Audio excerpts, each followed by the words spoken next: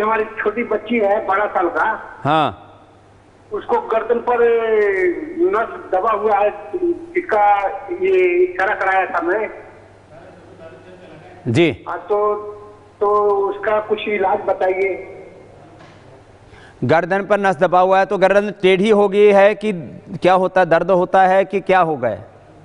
इसको दर्द नहीं होता है, ये पैरालाइसिस जैसा है, जैसे हाथ अकड़ जाता है, दोनों हाथ अकड़ जाता है। 12 साल की उम्र है खाली जी, पूरा शरीर अकड़ जाता है। चलिए सुन लीजिए, देखो जो भी न्यूरो प्रॉब्लम्स हैं, नस नाड़ियों की बीमारी है, मांसपेशियों की बीमारी है, हड्डियों की बीमारी है, उसके लिए एक तो जैसे यहाँ की बीमारी है तो ये सूक्ष्म में बताते हैं ना रोज़, ये अभ्यास करें ऐसे, फिर ये ऐसे रोज़ बताते हैं हम, फिर ऐसे, फिर ये ऐसे दोनों तरफ से, सामने से, फिर ये कंधों के लिए ऐसे ऐसे, और फिर गर्दन के लिए ऐसे ऐसे ये, और ऐसे ऐसे, फिर उष्ट्रासन, अर्धचंद्रासन, फिर भुजंगासन, सरभासन, धनुरासन, मरकटासन, ये जितने भी स्पाइनल कोड के लिए हम आसन बताते हैं वो आसन आप बेटी से करवाइए, और साथ ही साथ उनको खट्टी चीज़ें टोटली बंद कर दीजिए। जिनको भी ऐसे नस नाड़ियों की प्रॉब्लम हो, पेन की प्रॉब्लम हो, खट्टी चीज़ें बंद कर देनी चाहिए, हमारा अनुभव है। जैसे एलोपैथी में आजकल जो काम डाइटिशियन करते हैं ना, वहाँ अलग अलग डॉक्टर होते हैं। पहले परहेज वैद्य बता दिया करता था, आजकल ये सब क्या खाना क्या नहीं खाना, कितना खाना कैसे खाना, इसके लिए डाइटिशियन हो गए हैं। एक्सरसाइज बताने वाले फिजियोथेरापिस्ट हो गए हैं। फिर अलग अलग बीमारियों के अलग अलग डॉक्टर हैं। बड़ा एक चक्रव्यूह है। डायबिटीज़ का अलग डॉक्टर है, जो हड्डियों का अलग डॉक्टर है, हार्ट लिवर किडनी का अलग डॉक्टर है।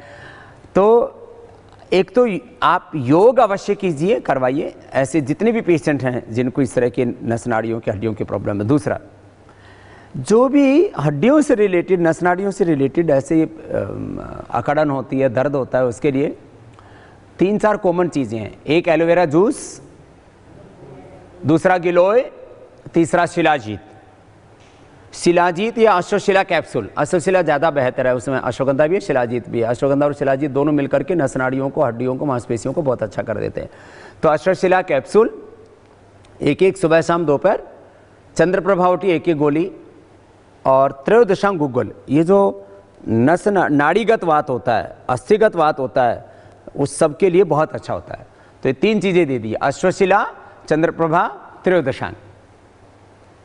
और सिंपल चीज़ें, एलोवेरा जूस, गिलोय का जूस। देखो एक खास बात और बता देता हूँ, जैसे ये वात रोगों की श्रेणी में आते हैं। ज़्यादातर आप बीमारी कोई भी बात करेंगे तो वातज, पित्तज, कफज सब रोग होते हैं, और वात पित्त डायरेक्ट भी रोग होते हैं। वात पित्त कफ के मतलब सीधी समस्याएं आप सामने दिखते हैं आपके, या उनके कारण से वातज, पित्तज, कफज सब प्रकार के दूसरे रोग होते हैं। बिल्कुल सिंपल सिद्धांत आयुर्वेद का। तो वात के लिए अक्सर हम जैसे शिलाजीत देते हैं, गुग्गल देते हैं, चंद्रप्रभावटी देते हैं, महावात विध्वंसन रस, बृहत्वात चिंतामणि, एकांगवीर रस, ये जितने भी औषधियाँ होते हैं, अक्सर ये हल्दी, मेथी, सौंठ आदि जो भी प्रयोग बताते हैं थोड़े गर्म होते हैं। लेकिन एलोवेरा, जिनकी पित्त की प्रकृति है, थोड़ी गर्म चीज़ें लगती है, आयुर्वेद की चीज़ें सूट नहीं करती किसी किसी को, वो लोग गर्म लगती है। तो एलोवेरा, गिलोय, पारिजात आहार श्रृंगार, निर्गुंडी का रस, या जो पीलांतक क्वाथ आपको हम देते हैं ना, उसमें सारे वातनाशक औषधि हैं, उनका काढ़ा बना करके पी लीजिए, आपको कोई चीज़ गर्म नहीं पड़ेगी वात के लिए। पित्त के लिए कोई भी औषधि लेते हैं तो वो तो गर्म पड़ती नहीं है, वो तो बिल्कुल सिंपल है, एलोवेरा है, बीटाग्रास है, या विपत्तिकर चूर्ण है, उसमें कोई दिक्कत नहीं है। कफ के लिए भी थोड़ी चीज़ें गर्म पड़ती हैं लोगों, जैसे स्वासारी, त्रिकुटा, स्वर्ण वसंत मालती, या शिलाजीत, हल्दी, ये सारी चीज़ें अक्सर लोगों को गर्म पड़ जाती हैं। पंचकोल, पीपल, पीपला मूल, चित्रक, चव्वे, सोंठ, उसमें भी गर्म चीज़ें होती हैं। तो ये अक्सर कफ की भी चीज़ें गर्म पड़ती है लोगों को, तो उसके लिए बिल्कुल सिंपल है।